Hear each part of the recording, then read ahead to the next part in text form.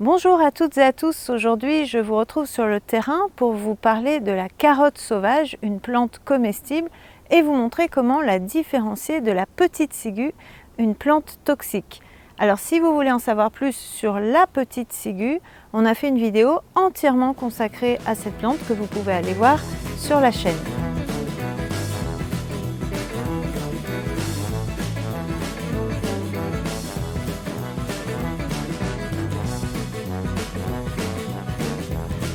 Les deux plantes appartiennent à la famille des Apiacées, qu'on appelait autrefois des ombellifères, c'est-à-dire que toutes les deux portent des inflorescences en ombelle.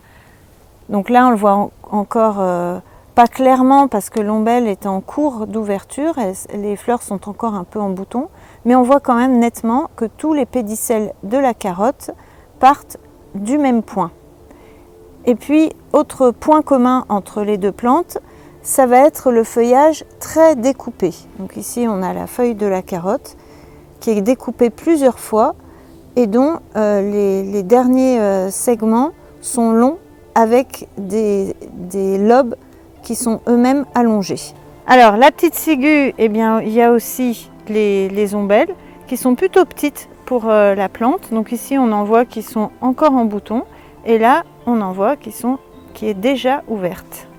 Et pour la petite ciguë, on va aussi avoir ces feuilles très découpées, un petit peu en forme de triangle, découpées plusieurs fois, dont les dernières découpes sont allongées avec des lobes également allongés.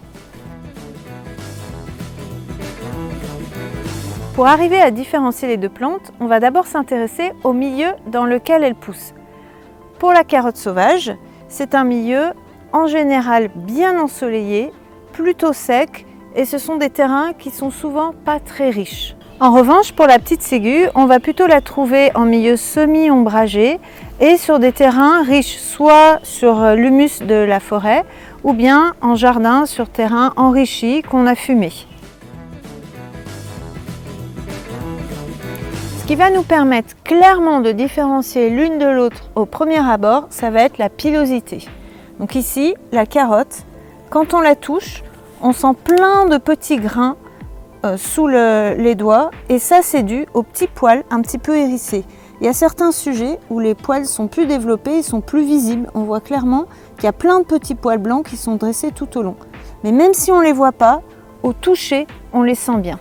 Alors que la petite ciguë, c'est une plante qui est entièrement glabre, c'est-à-dire qu'elle n'a pas de poils du tout.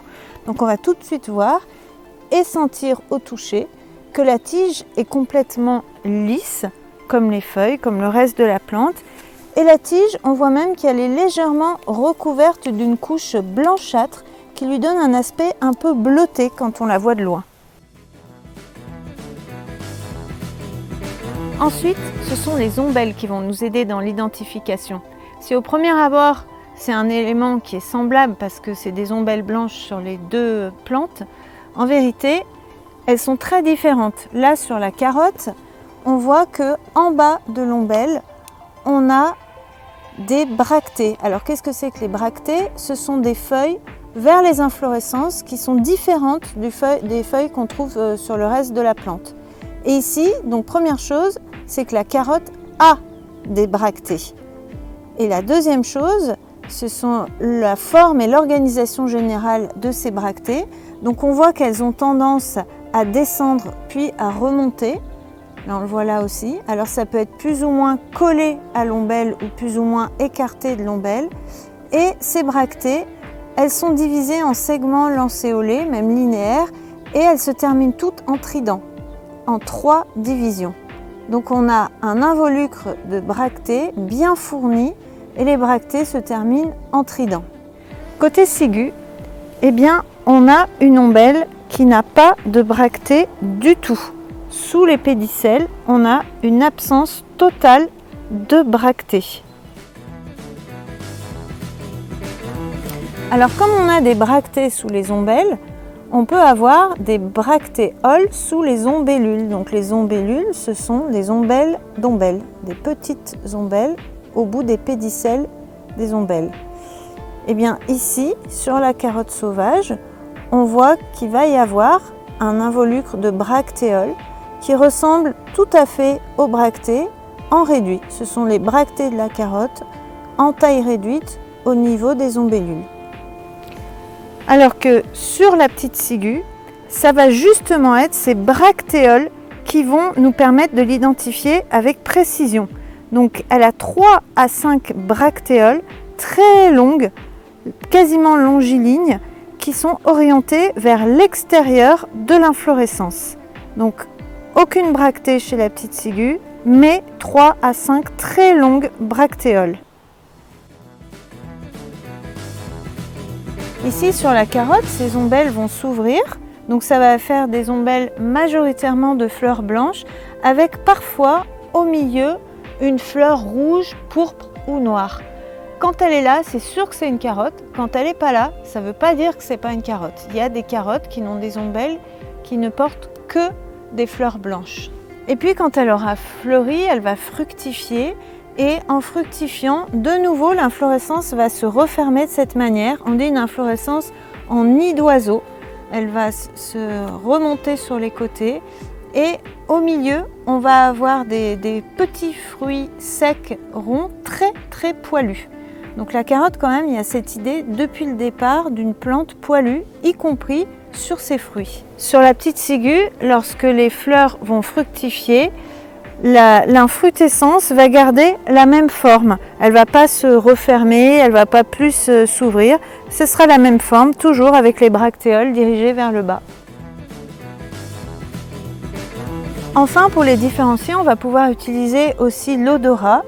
Et donc là, si on cueille une feuille de carotte et qu'on la sent bien, on la froisse, et bien clairement, ça sent la carotte. La carotte, c'est sa racine sent la carotte, sa feuille sent la carotte et même son inflorescence sent la carotte. Toute la plante sent la carotte. En ce qui concerne l'odeur de la petite ciguë, soit elle est quasi absente, soit elle est très peu marquée, parfois un petit peu fétide. Et si on prend une feuille et qu'on la froisse très longuement, on va finir par avoir une odeur acidulée qui est juste celle de la chlorophylle, mais en aucun cas on a une odeur de carotte. J'espère que cette vidéo vous est utile pour apprendre à différencier la petite ciguë de la carotte sauvage. Et je rappelle les consignes, en aucun cas on identifie une plante sur un aspect global, mais toujours sur la présence et l'absence de critères d'identification extrêmement précis. Et si vous voulez en savoir plus sur la petite ciguë et les apiacées toxiques en général, je vous renvoie au cahier numéro 6 de l'aventure au coin du bois, qui consacre plusieurs pages, un grand article sur les plantes toxiques de la famille des apiacées et aussi des pages sur les plantes comestibles de cette famille. Merci d'avoir suivi cette vidéo. Si elle vous a plu, vous pouvez mettre un commentaire, un pouce bleu, vous pouvez vous abonner à la chaîne. Et si vous avez envie de connaître les plantes et leurs utilisations, vous pouvez lire les articles de mon blog ou me retrouver en stage sur le terrain.